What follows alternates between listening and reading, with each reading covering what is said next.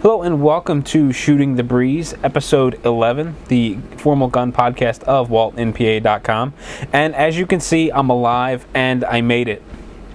At the beginning of, or actually throughout episode 10, I made mention that I was feeling a little under the weather and it felt like, I don't know, the calm before the storm. Well, I woke up the next day. I recorded the podcast a day early, in fear that I wasn't going to be able to record it the following day. So I wake up the following morning just feeling like death warmed over. I wound up calling off of work and spent the entire day drinking NyQuil spritzers and sleeping away the day. I wound up spending more time asleep than I did awake. By Tuesday, I was feeling half decent. Went to work, still congested and all that. And by about Thursday, Friday, was back to normal again. So instincts proved right, and recording the podcast a day early wound up making the episode possible. So I survived. I'm back. I'm in good spirits. No congestion anymore, and it's time to get episode 11 underway. But before we do that, I wanted to talk a little bit about some stuff. I had a question, or a couple of questions actually, the same question a couple of times, a suggestion, and there was something else. I wanted to talk about an upcoming feature, so to speak. So first, let's talk about the feature. A couple of episodes ago, I had mentioned that I was carrying a Cigar 744 cigar cut knife. Small knife. I would show it to you, except for I lost it. And I'm kind of heartbroken about it. I've had that knife for 3 or 4 years. And I bought it at the same time I was buying groomsmen's gifts. It was kind of a present to myself. But, I've had it for a few years now. My wife will kill me if she ever hears this. And I don't know whether it's 3 or 4 years. But I've had that knife for a while, and it's always served me really well. Small little knife. I believe the blade was about 2 inches long, something like that. So it was small, compact, and it served me well for those years. And somehow I lost it. I don't know where, I don't know how, but I'm kind of bummed out about it. But in a couple of episodes ago, I was talking about that knife and this knife meme that I participated in amongst the gun blogs. And there was a knife collector who watches the show. I mentioned him before, the Cajun Blaze from YouTube. So we talked a little bit, and he's a knife collector, and he said he wanted to send me a couple of knives because I wasn't sure what I wanted to buy to upgrade that Cigar. And I mentioned that I was interested in the Spyderco Delica 4 due to the size and things like that. So Cajun Blaze sent me 3 knives actually, and they arrived. And the first one is a buck knife folder. I'm not sure what the handle is. It's some kind of resin or plastic. Really lightweight folding knife. No real frills to it. It carries nice. It feels nice in the hand, and it opens and operates nice and smooth. Well, when I got this knife, my wife already started eyeing it up and she wanted it. So I may have to fight her away from it. But yeah, the objective is to take these knives and carry them for a month or so, and then talk about them a little bit as everyday carry knives. I'm not a knife guy, so I really can't get into specifics about the knife.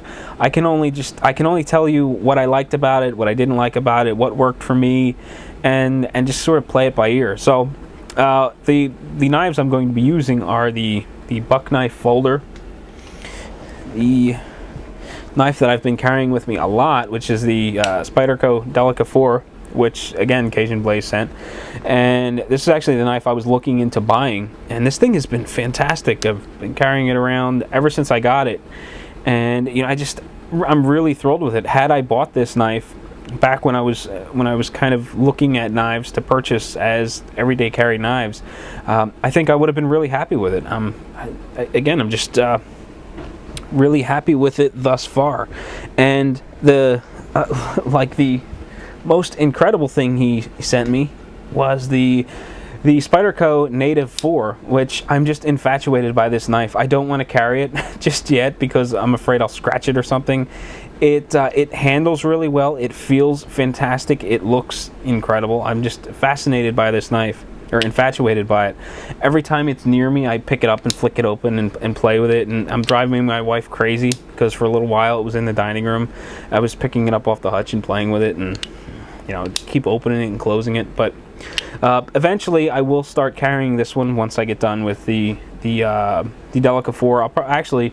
I wanted to do the buck knife first, the Spyderco Delica 4 second, and then the Native 4 third. All these knives came from Cajun Blaze. I want to thank him again. It was just a fantastic package. I'm really blown away. You really didn't have to do that. I really, really appreciate that. But I've got these 3 knives, and I guess I just started carrying the Delica 4 out of order.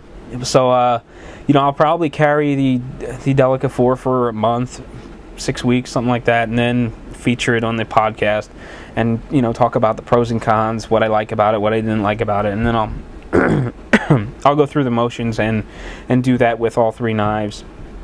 And it's kind of turning me into a knife guy. I'm constantly reaching in my pocket, pulling out the knife and using it for something, finding something to use it for. I just can't resist. I love the hole in the Spyderco knives. It just makes it so easy to flip them open and closed. So that's one of the things I'm thinking about doing in the future, or what I'm planning on doing in the future.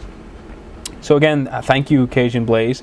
That's one of the things I wanted to talk about. The second was a question that came up a couple of times, and that is, now that I have 10 episodes, will I be joining the Gun Rights Radio Network?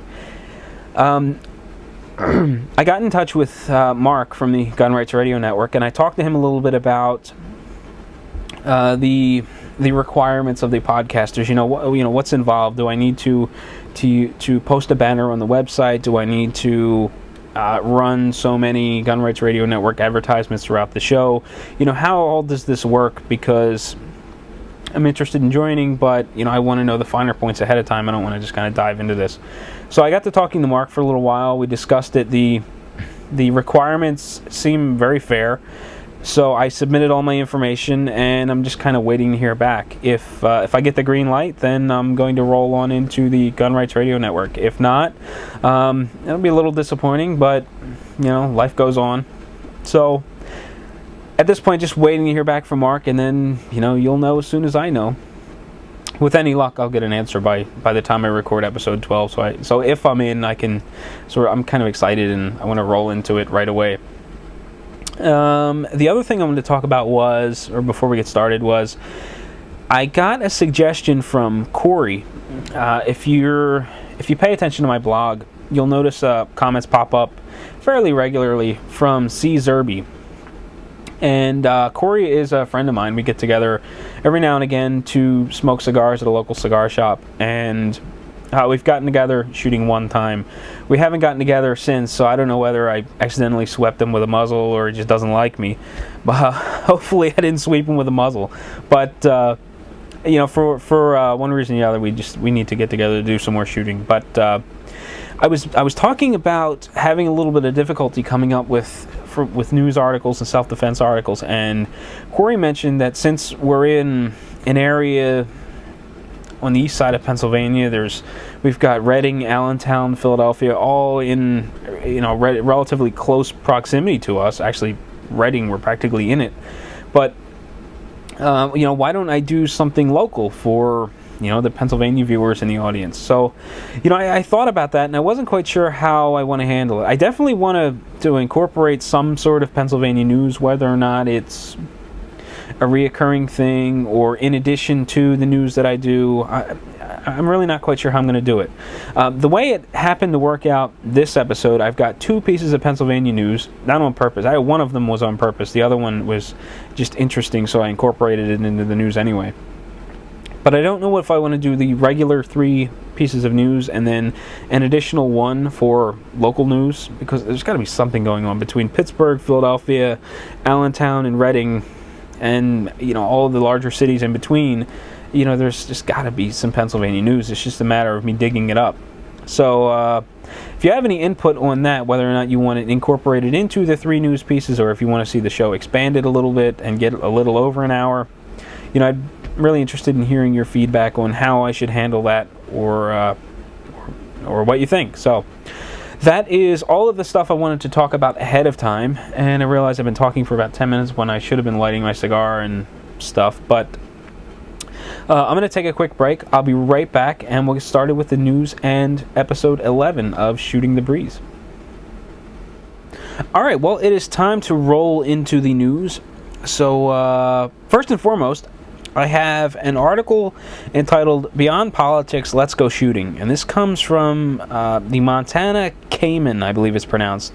It is the University of Montana's independent campus newspaper since 1898.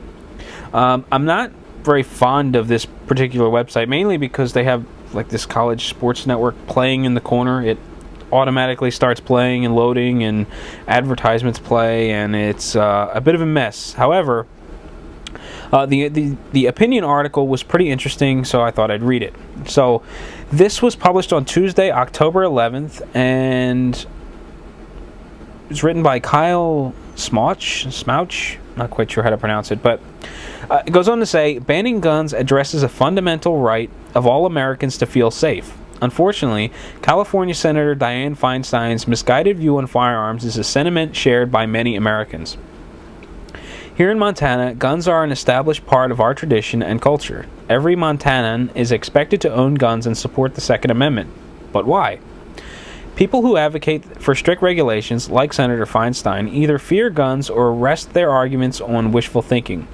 Fear of guns stems from a lack of education, and cliched "guns don't shoot people, people shoot people" applies well here. After all, when was the last time you saw a gun jump off a table and shoot someone?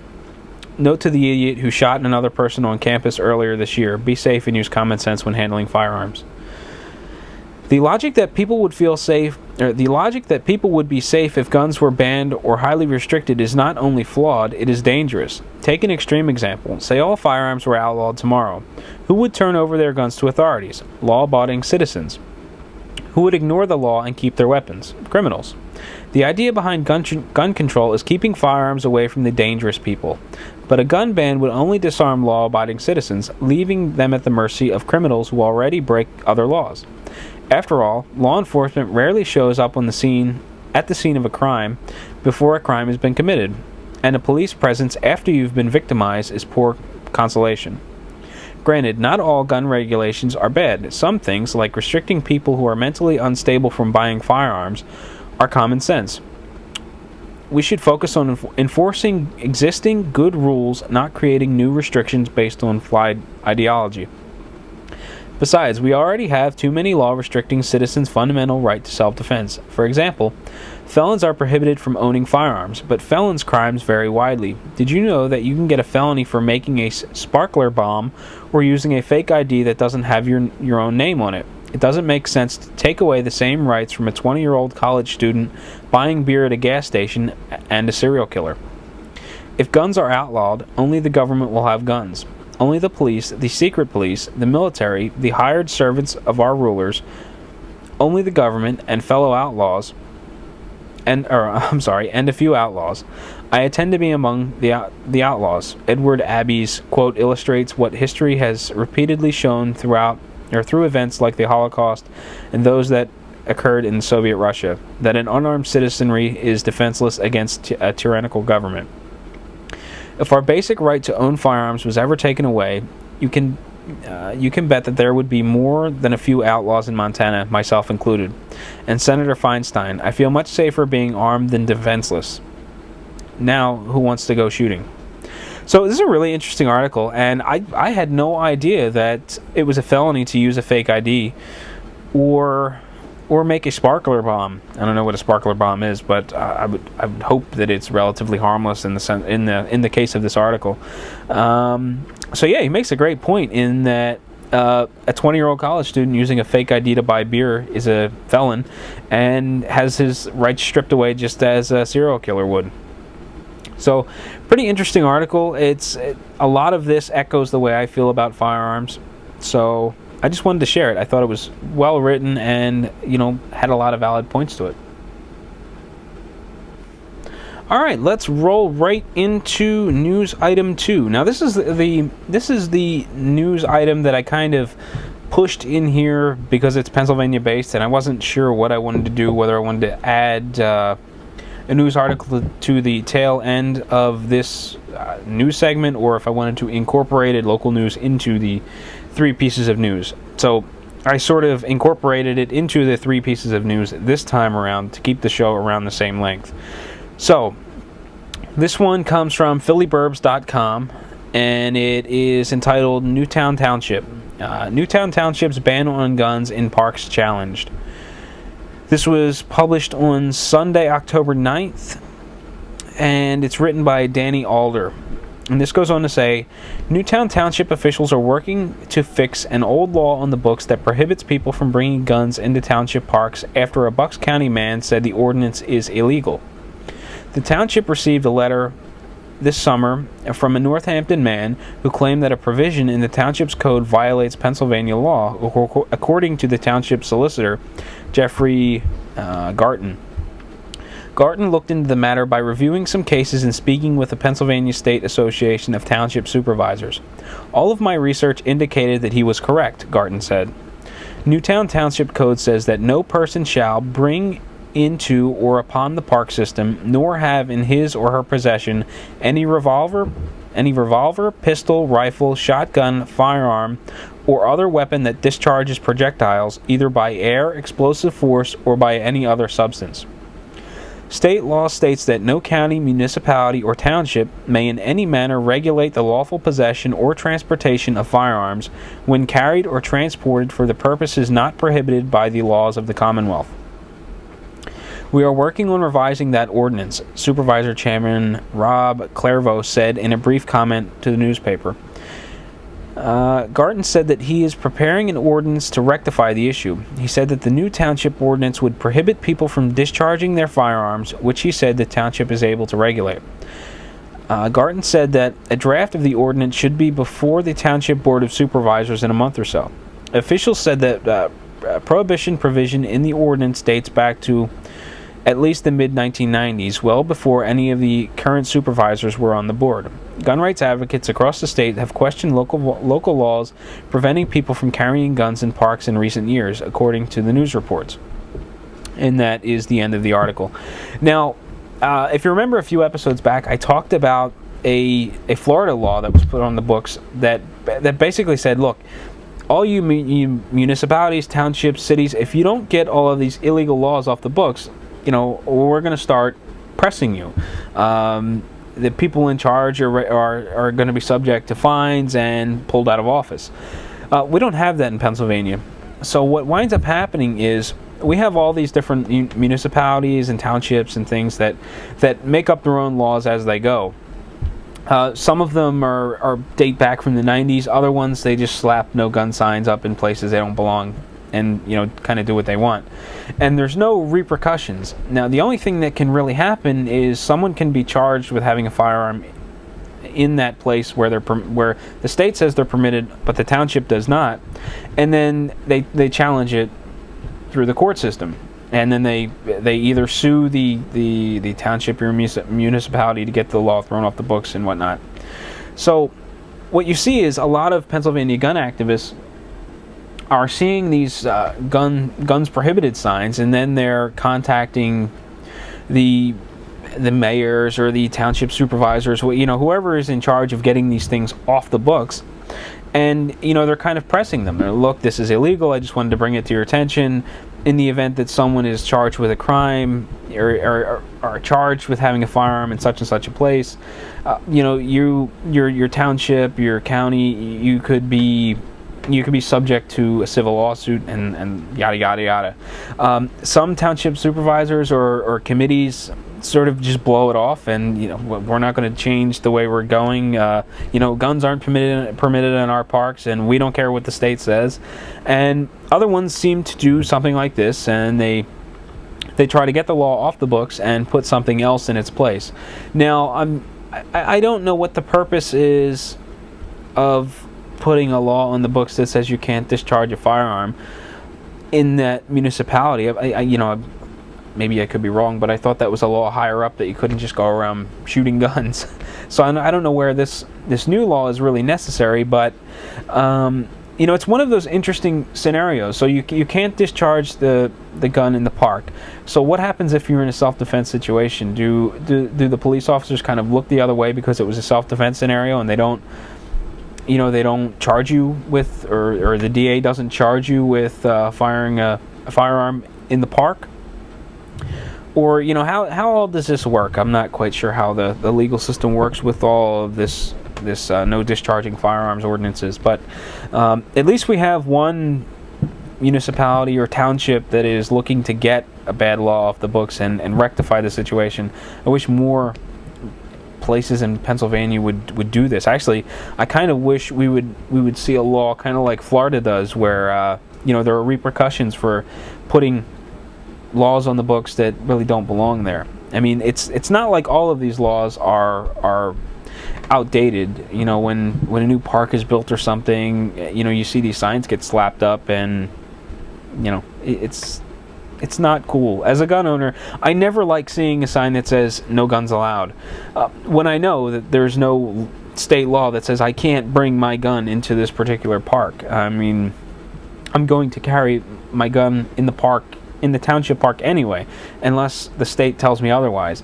So it kind of makes me uncomfortable defying that sign, but I know I'm legally permitted to. There's really nothing that township can do. I mean, I guess they could charge me with something, but again, it would wind up in a civil case or something. So that is news item 2, and the second one is a little more interesting, or the third one is a little more interesting. That one was kind of local centric, and it is what it is. Here comes news piece number 3. Okay, so here we have news item number 3. Now, this is Pennsylvania centric. However, it kind of goes a little bit beyond Pennsylvania and affects Florida as well. So I thought this would be pretty interesting. This is kind of been ongoing for a little while, but this piece comes from the Morning Call, which is a Lehigh Valley newspaper, and it was published on October 2nd, written by Paul Carpenter. And it is entitled, "Gun Control Hysteria is Unfounded." Something akin to hysteria has gripped some gun control advocates because of a fearsome combination of factors. According to Ceasefire PA and newspapers in 3 Pennsylvania cities, the related events are a cause for abject despair. A horrible loophole exists in the reciprocal agreement between most states, including Pennsylvania, allowing for gun permits issued in one state to be honored by other states even after a gun owner is denied a permit in his home state. A Philadelphia man took advantage of the quote-unquote loophole to obtain a gun permit from Florida, resulting in the shooting death of an unarmed teenager last year. A bill in Congress, co-sponsored by most of the Pennsylvania delegation, including U.S. Rep. Charles Dent, a Republican in Lehigh Valley, would require every state to honor the gun permits issued by every other state. That, Ceasefire PA yelped on Thursday, would expand the Florida loophole to every state, allowing pistol-packing yahoos to run amok. The problem with those claims is that they are bogus. The entire premise is false. Let's start with what happened in Philly. Marcus Hill, it was reported, had his gun permit revoked by city police. That, said the Philadelphia Inquirer, happened after a 2005 confrontation with officers. He then got a permit using the quote-unquote Florida loophole, as Ceasefire PA put it. That frightening loophole, wailed the Philadelphia Daily News, resulted in 18-year-old Irving Santana getting shot full of holes by Hill. Outrageous, the paper said. How many more people have to be killed before lawmakers buck the NRA and move to keep guns out of the hands of people who shouldn't have them? The Lancaster Intelligencer journal New Era, blaming the reciprocity loophole for taking Santana's life, thundered that the new measure in Congress, quote-unquote, or quote, threatens to force Pennsylvania to accept reciprocity with every other state, unquote. On Wednesday, a Pittsburgh Post-Gazette editorial cited the Santana case as proof of a, quote, lunatic loophole, unquote, and said that the proposal in Congress, if enacted, will cause untold mischief and misery everywhere. Before you join the stampede to repeal the second item in the Bill of Rights, consider a few other facts. First, a gun permit had nothing to do with the Santana shooting, one way or the other. Police said Hill was in an apartment when Santana and 2 other thugs tried to break into his car. He bolted out of the apartment with a gun to confront them. Hill said one of the thugs also had a gun. There is no legal requirement for a permit to carry a gun that is not concealed. Permits are only for concealed handguns. Second, Hill was denied a concealed permit by police on the flimsiest of grounds. He was not convicted of any crime and was employed as a security guard. That's why he had to resort to the Florida loophole. Third, a judge threw out the weapons charges against Hill but kept the homicide charges, apparently because of excessive force. Santana had 13 holes in him. The Florida gun permit and any other reciprocal agreement between states had absolutely nothing to do with the Hill-Santana situation.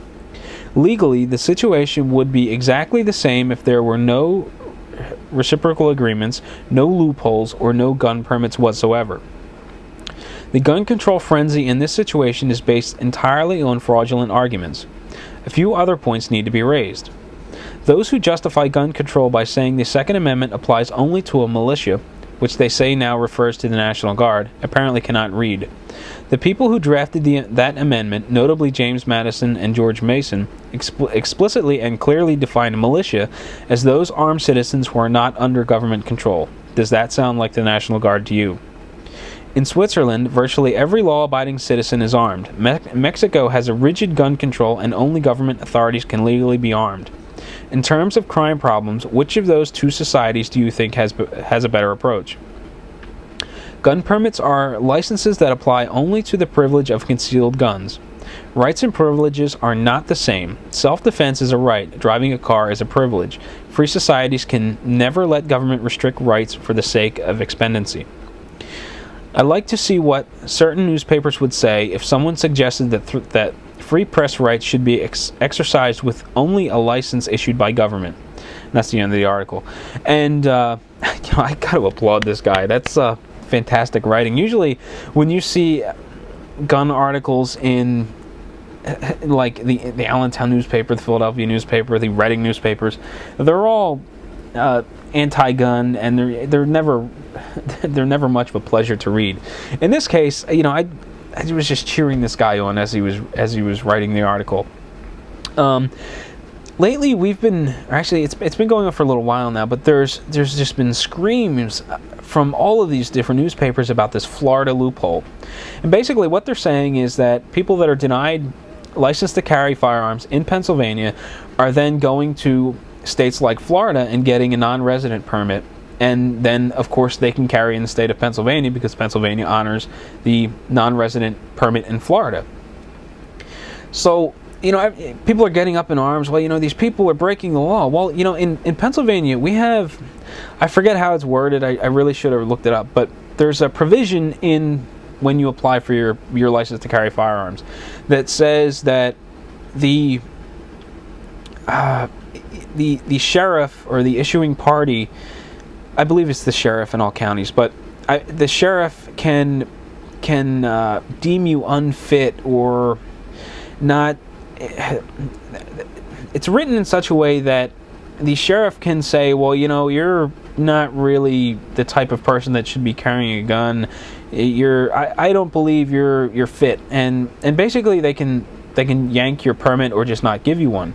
So, for instance, for a little while there were claims of people open carrying in Philadelphia, which is legal as long as you have a license to carry firearms, that were being stopped and harassed by police for open carrying with a license to carry, and then the police officers threatening to have their home county permits. So, for instance, if someone in Berks County, where I live, has a license to carry firearms, it's a statewide license anyway, they go to Philadelphia with their license to carry firearms and they open carry. You can only carry in Philadelphia. The law says that you must have a license to carry firearms in a city of the first class if you're going to open carry or something like that. So these people are going into the city. Philadelphia doesn't like open carry. Or I shouldn't say all of Philadelphia doesn't like open carry, but the vast majority of Philadelphia doesn't seem to like open carry.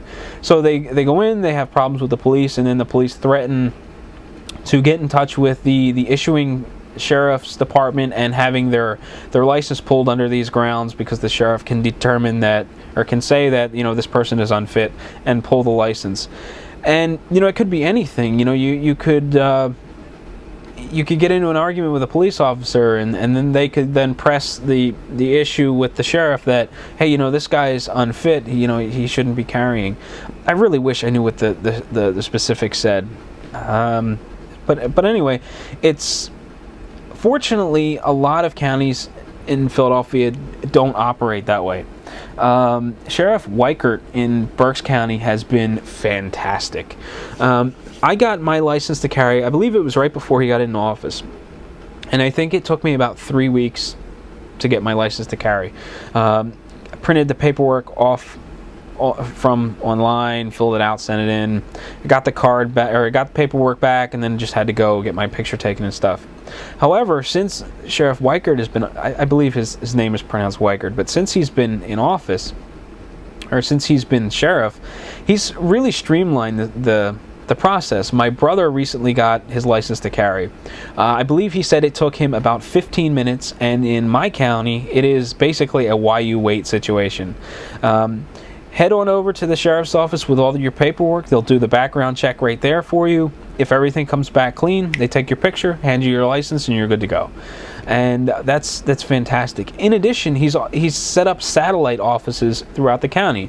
So if you can't get to the Reading courthouse where his office is to get your license, you can instead go to a satellite office in the Reading airport, or at the Reading airport. They have like a trailer or something there that has extended hours. Or if you can't get there some other days during the week, this other satellite office is open. So, I mean, the guy is just a pleasure to deal with in terms of license to carry firearms in Berks County. So that is fantastic. Unfortunately, not all counties work this way. Philadelphia, I hear, is an absolute nightmare to get a license to carry out of.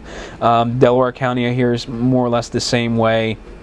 And even though Pennsylvania is a shall issue state, there are some areas where they kind of act like it is a may issue state, and they kind of pick and choose who gets a license based on that clause that, this person is deemed unworthy, or some, I forget how it's phrased, but basically that's how it works out. They say whether or not you're worthy to have a license.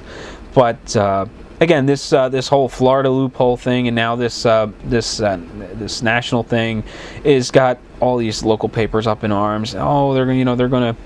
It's gonna, the blood in the streets, Wild West kind of a thing. I'm sure wherever you live, you've heard it before. So that's kind of what's going on in Pennsylvania. I thought that was a fantastic article written by the Morning Call.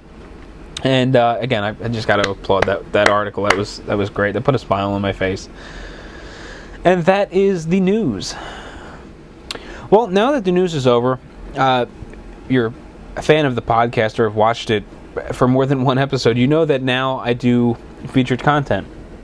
And much like the news, I take 3 pieces of content and I just kind of talk about them and urge you to go click the link and check them out. So with that said, let's roll right into the featured content and talk about the first item, which is entitled Using Pocket Pistols from Shooting Illustrated, or Using Pocket Pistols, and it's from the Shooting Illustrated blog.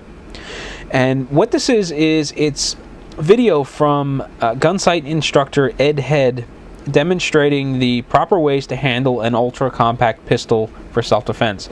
Now, I watched this video, or I was intrigued by this video, because I pocket carry. I find it more convenient in certain situations, and ever since seeing a couple of blog posts about how difficult it is to get the weapon out of your pocket, and seeing that video, I believe, posted by Miguel over at Gun Free Zone, where there was a robbery and the woman was barricading the door with her body and fighting a gun out of her pocket. It's kind of made me interested in seeing how training would work for these small little mouse guns or backup guns. And I thought it would be pretty cool to check this out, so I watched it from start to finish, and it's pretty interesting. They don't really go into a lot of training and tactics because this is a gun sight course. Obviously, if you want the information, you've got to go to Gun Sight and pay for it, pay for the instruction, hands-on instruction. You're not just going to get it from watching a free video online. But he goes into talking about, why these guns are difficult to handle, because they're so small, they have small frames, they're sort of micro and compact and really difficult to operate. And the video shows a couple of people going through one of the courses and how the course of fire works and things like that. And the interesting thing about what I'm seeing in this video is every one of the people using the small pocket pistols, they all seem to have a laser.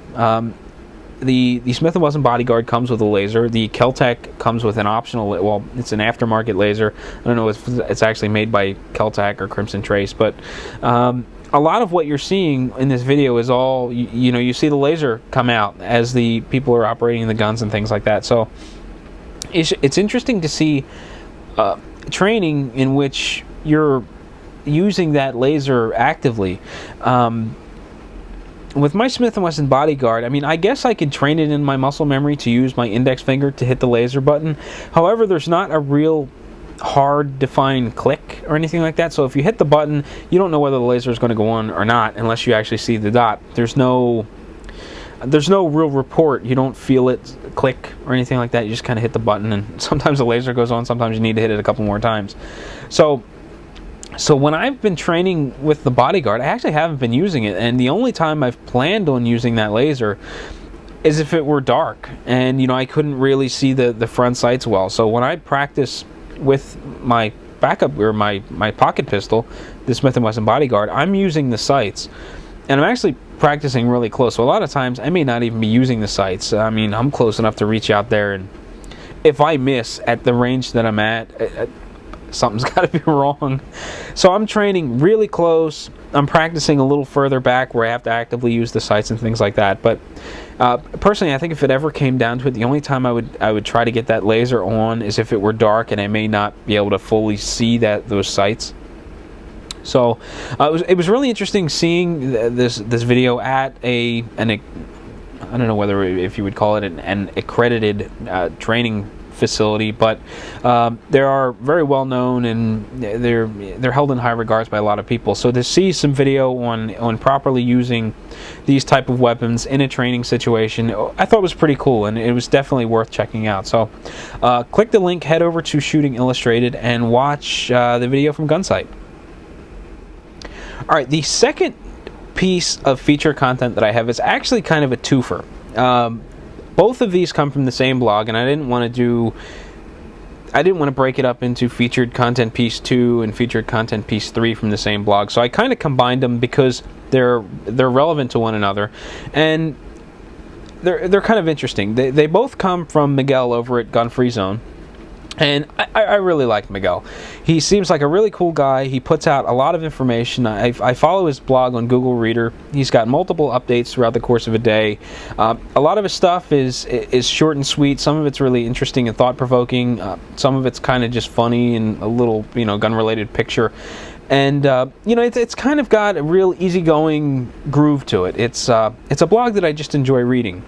And he did two articles on IDPA. The first one was entitled IDPA, Whining and Assorted Crap, where basically he goes through some of the things that he hears at IDPA matches that get kind of old, where you hear these common phrases where like the rules are too confusing, there are too many rules, or why do I have to shoot from behind cover?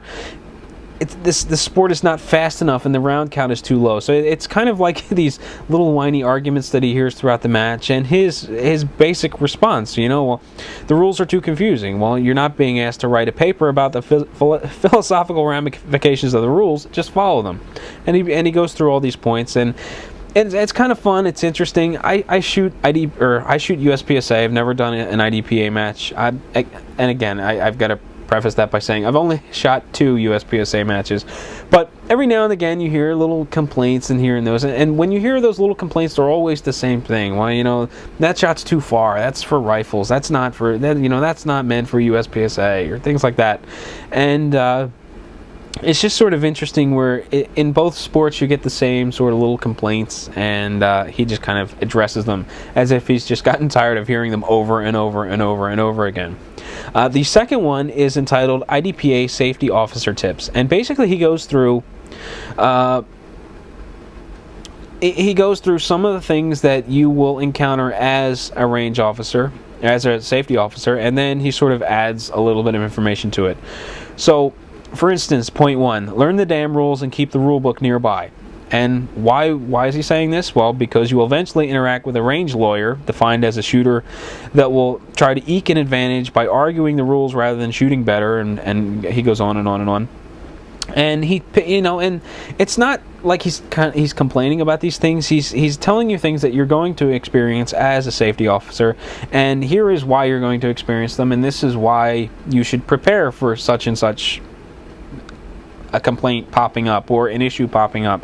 So I thought it was pretty interesting, mainly because I'm interested in becoming a USPSA safety officer or a range officer. I kind of would like to be the guy with the timer, and the reason being, you get a bit more responsibility added onto you. I'm a new shooter, however, I think that because it's a volunteer sport, next season or the season after, I would like to get into taking a safety officer certification course, and it forces you to know the rules better.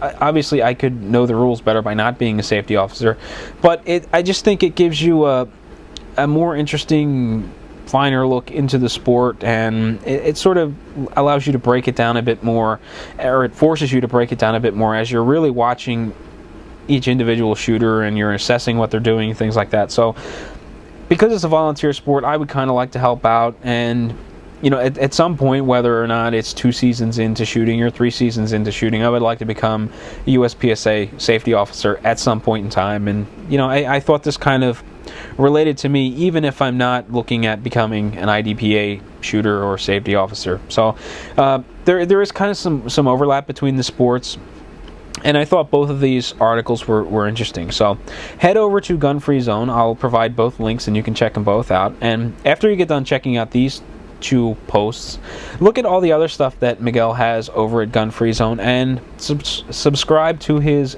RSS feed. He's got tons of content, and I'm sure you'll find plenty of stuff that you'll enjoy.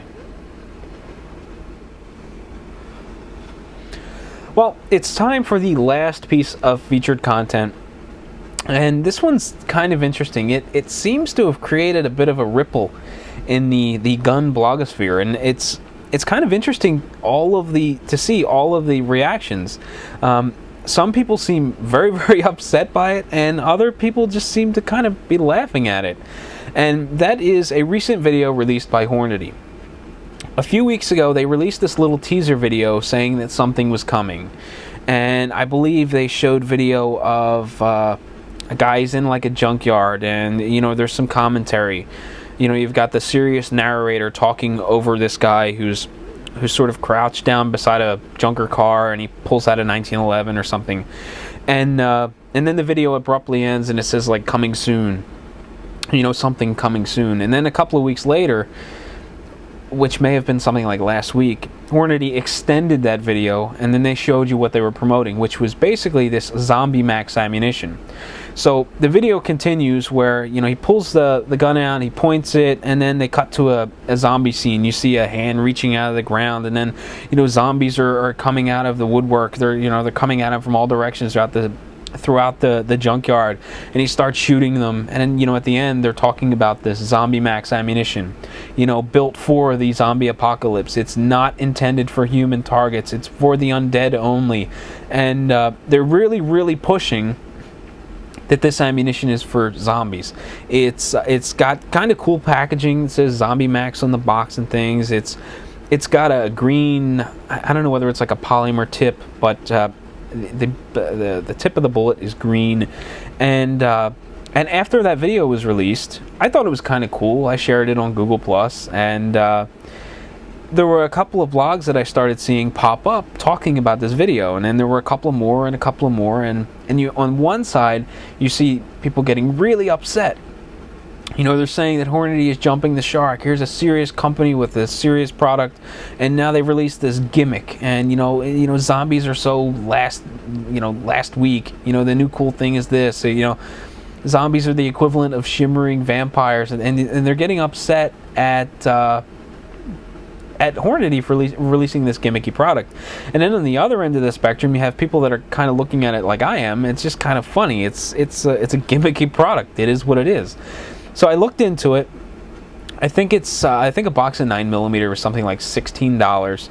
And from what I understand, it's kind of a repackaged product. Apparently, from what I read, it's a product that wasn't selling really well. It was like an underweight bullet in an underpowered cartridge, and they just kind of took the green polymer tip, or the red polymer tip off the bullet. They put a green polymer tip on it, and then they slapped it in this Zombie Max box.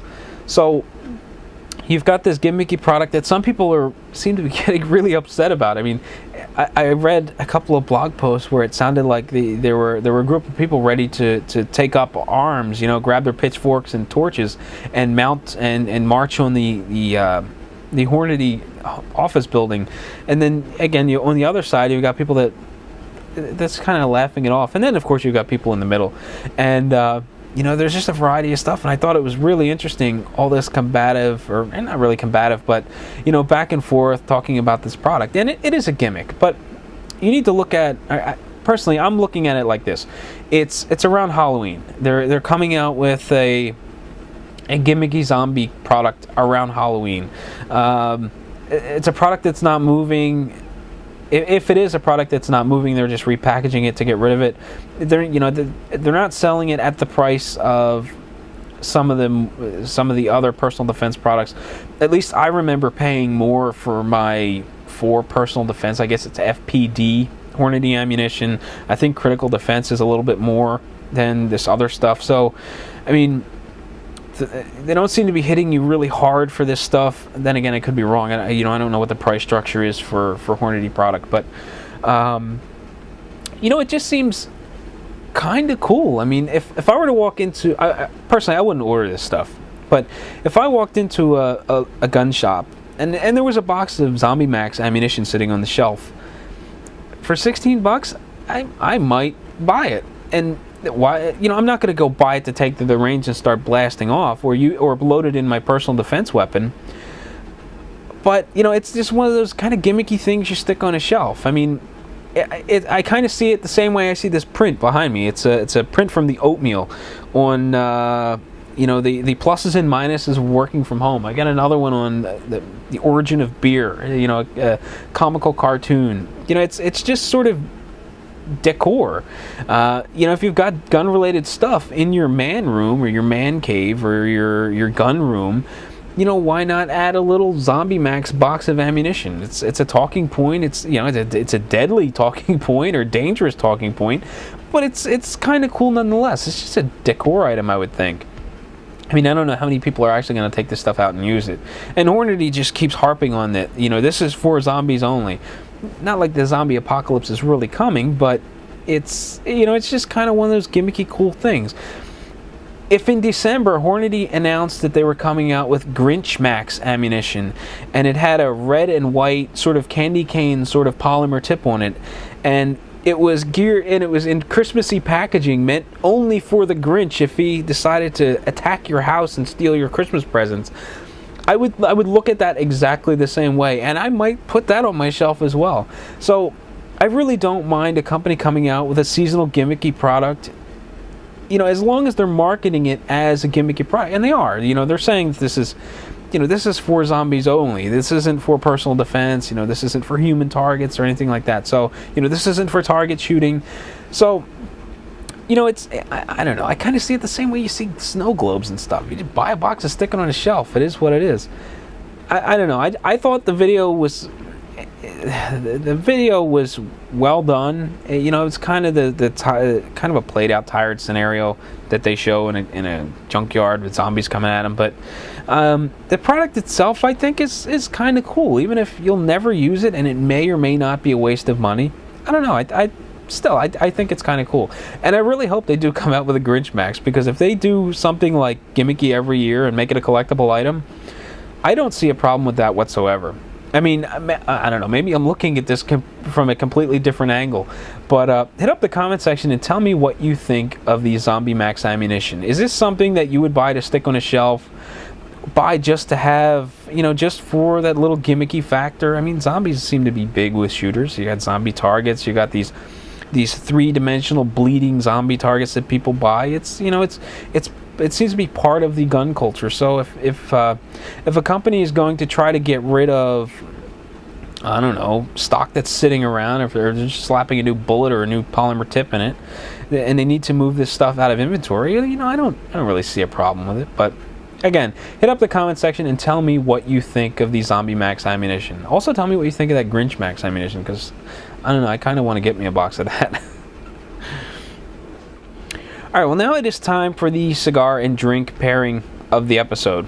And due to my rambling and editing on the fly in between clips, I managed to smoke this behemoth of a cigar down beyond the band, which is something I really didn't want to do. I kind of want to have the band on it when I do this thing, but this particular cigar is the Nestor Miranda Special Selection Dano, which is, I believe it's the 20th anniversary.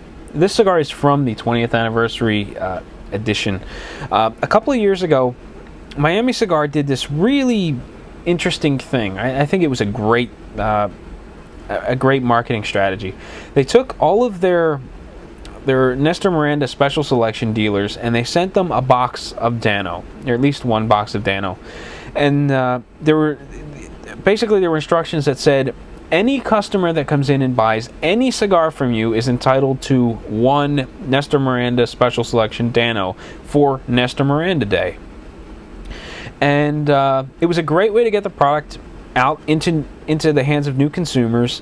It probably cost the company a lot of money to do this. However, it seemed to go over really, really well. Twitter was ablaze over this whole thing.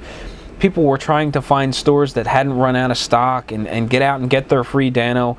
I wasn't able to get out to a store to get my free Dano. However, because I had a relationship with my local retailer, he held two for me, and I really appreciated that. And that's one of the benefits of having a local shop that you frequent a lot. When something like this comes out, and he has the opportunity to hold something for you, they can, or he or she, but they can, and that's fantastic. So this cigar is a couple of years old. It's been sitting in my humidor for a while, and I really didn't want to smoke it when I got it, because the cigar is, I did want to smoke it. However, I was looking for the right time. Not because it's a special cigar or anything like that, because it's a behemoth. I mean, it could double as a billy club. It's like 56 or 58 ring gauge by about 7 inches long. It takes a lot of time to smoke this cigar, and it's just a really big time investment. So it wasn't until about a month ago I finally dug one out and smoked it because I had time, and I really enjoyed it. Back before that, I got a couple of them from Mike over at Buckhead. I believe his have a Buckhead band on it. I don't know whether it's the same blend or if it's different for Buckhead cigar, but I really, really enjoyed that cigar, and I was kind of eager to get some more, and I knew I had the 20th anniversary around. So when I found them in the humidor, I was kind of eager to light one up. They're medium-bodied. They're kind of one-dimensional in the sense that there isn't a whole lot of flavor change throughout the cigar, and that's a whole lot of cigar to have one consistent flavor. However, it doesn't seem to get boring. I kind of like it. The flavor level changes a little bit. Sometimes it gets a little more flavorful. Sometimes it sort of simmers down. But there aren't any real drastic flavor changes. What you get when you light up the cigar is pretty much what you get when you put the cigar out. It's very consistent. Some people find those types of cigars very boring, and typically I am one of those people. I like lots of flavor changes. However, this cigar just kind of works for me. I like it. It's a laid-back, easygoing cigar. I don't remember what they cost. I think they're around $9. You're getting a lot of cigar for that money. I don't know if the newer ones have the 20th anniversary label on them. However, I don't think they have changed in terms of blend. I believe they are. These, as well as the newer production cigars, are made by Don Pepin Garcia in the My Father factory in Nicaragua. I'm not quite sure what the makeup is. I think it's all Nicaraguan tobaccos. But again, they're medium bodied. They don't assault the palate. They're nice, easygoing cigars. I can smoke these things in the morning, in the evening. They're not overwhelming in the morning, and in the evening, there's enough oomph behind them to make them enjoyable. Some cigars are just they're really good in the morning, but when it comes to smoking them in the evening, they're just too mild, and they can't stack up to everything that's hit your palate from the time you woke up until you lit up the cigar. This cigar does really well and seems to fit the groove anywhere in the day.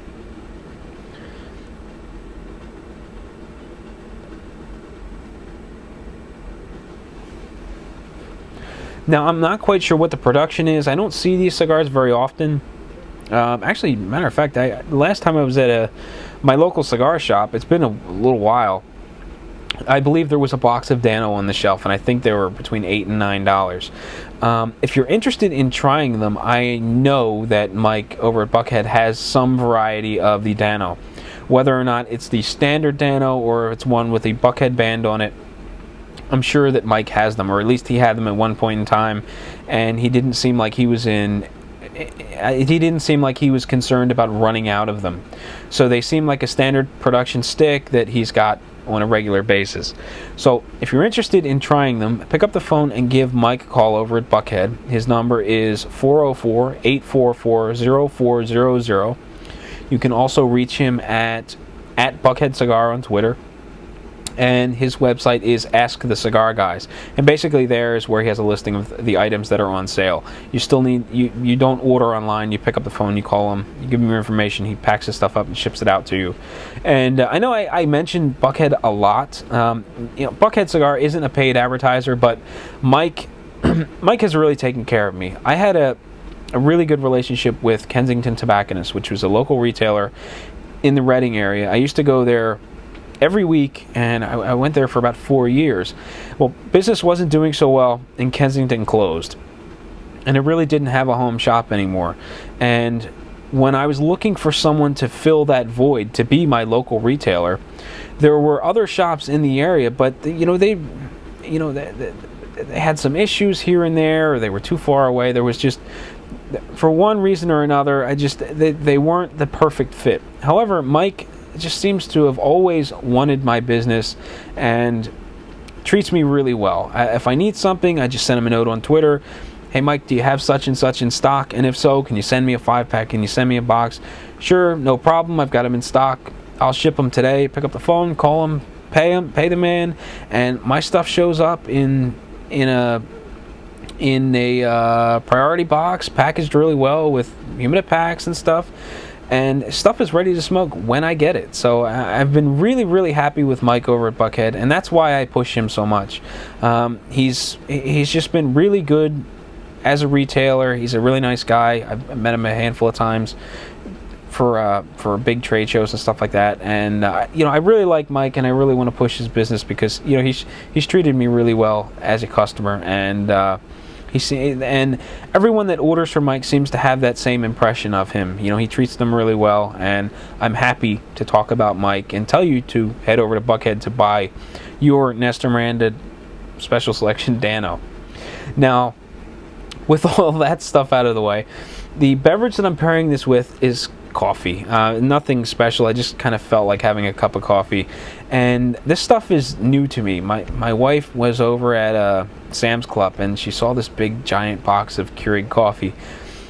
I guess at first glance she thought it was a variety pack, so she picked it up and bought it, and it wasn't until after she got home that she realized that she got 80 canisters of the same coffee. So it's kind of one of those things where we better like it. It turns out to be a little mild for my taste, but it's pretty good nonetheless. It's Caribou Coffee Daybreak. It's a morning blend coffee. Again, kind of easy going, not a really bold roast, but it's going well with the coffee, and no complaints here. I mean, it could be a little bolder, but I got 80 canisters. I better like this stuff. So there is your cigar and drink pairing for the episode, and I guess now it's about time to roll into the featured discussion topic, close out this show, and let you be on your way. So sit tight. All right, the featured discussion topic for this particular episode may or may not really fit into the whole cigar, blog, the whole Shooting the Breeze gun blog format, or gun podcast format. And I wanted to talk about it anyway. It kind of relates to it. Back when I was younger, I was into archery. It was a sport that I really enjoyed. It was something I did with my grandfather, with my cousins, with my brother, my father. It was a pastime that we did for a long period of time, for a couple of years, up until my family moved out of the Philadelphia area, and then I just kind of never got around to it. Well, in that time when I was into archery, I was always interested in getting involved in hunting. I never have. It's just one of those things that I've just never really been able to do or find the time to get involved and try it.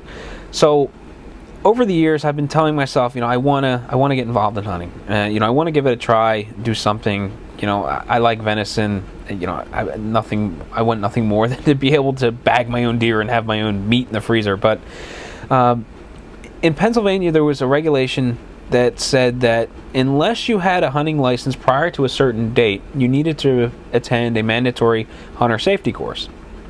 Now, I never had a hunting license, and I had to take this hunter safety course, and I never got around to doing it. Well, like last year, I thought, I want to do this, but there were no classes available at that point in time, so I kind of pushed it off. And this year, I decided I really want to do this, and it's about time that I finally kind of got off my ass and took this course.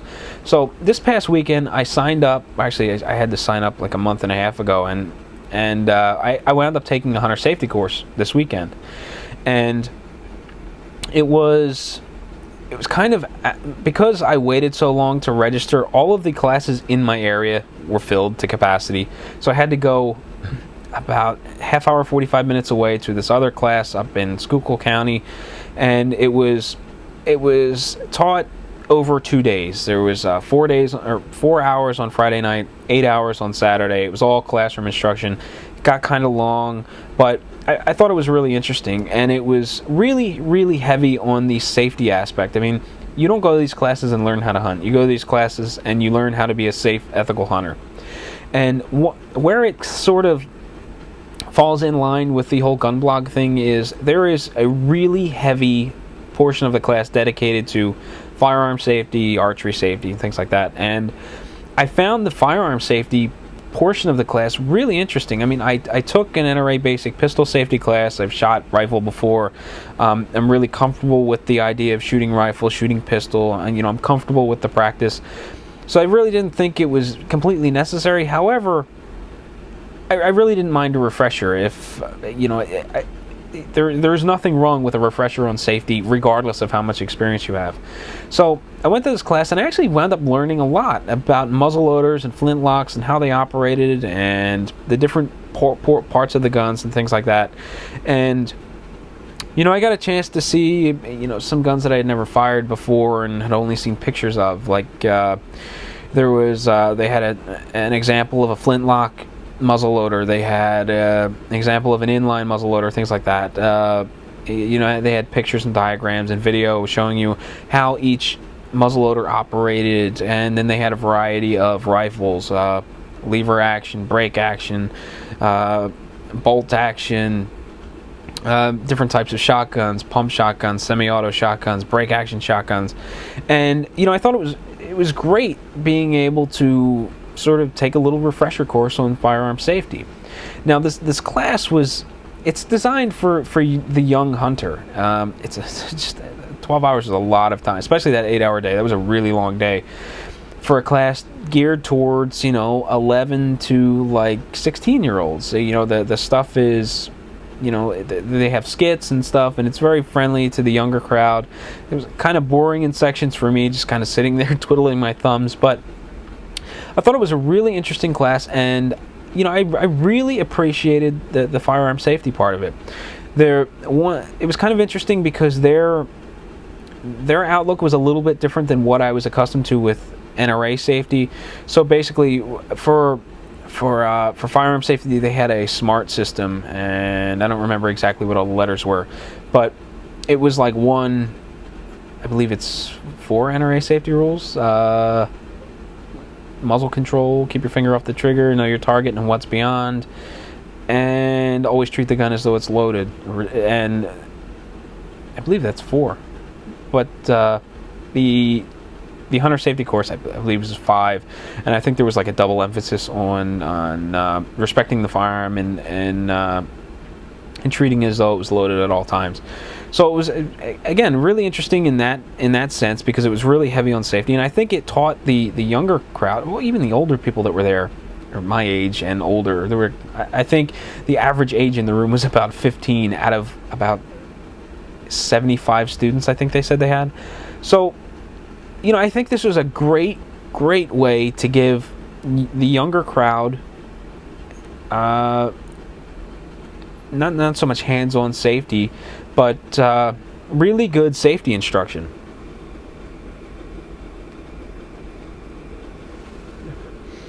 All of the firearms that they had there, they had them up at the front of the classroom on the stage. They all had firing pins removed. They had the big giant yellow sticker or orange stickers on them, inert firearms, and anyone was welcome to come up and handle the firearms. And all of the 4 instructors that were there at all times were more than willing to show the students the firearms and teach them how to properly handle them and reinforce the safety aspects of them. So before the instructor ever handed the young student the firearm, he made them ask, is this firearm loaded? And then, the instructor would say no, and he'd hand them the firearm. And, they would make sure that the muzzle was always pointed in a safe direction, even though the firing pin was out and there was no way that this firearm would fire. They really emphasized safety, and I think that was a great way to teach the kids in the audience. None of the older people went up and handled any of the stuff. I would imagine most of them had experience with all of these firearms, but again, not really related to the gun blog thing, because it's a hunter safety course and it's geared towards learning being a safe and ethical hunter. But I was really impressed with all of the safety portion of the class, especially on the emphasis on firearms. So again, I think it was a great way to get younger people into the sport of firearms, whether it be hunting or trapping or whatever. I guess you would use the firearm after the trap to dispatch the animal, but I think it was great for everyone in the audience, and it was completely free to Pennsylvania residents. So if you are in Pennsylvania and you are interested in hunting, or even if you're not really interested in hunting, take one of these classes. They're free.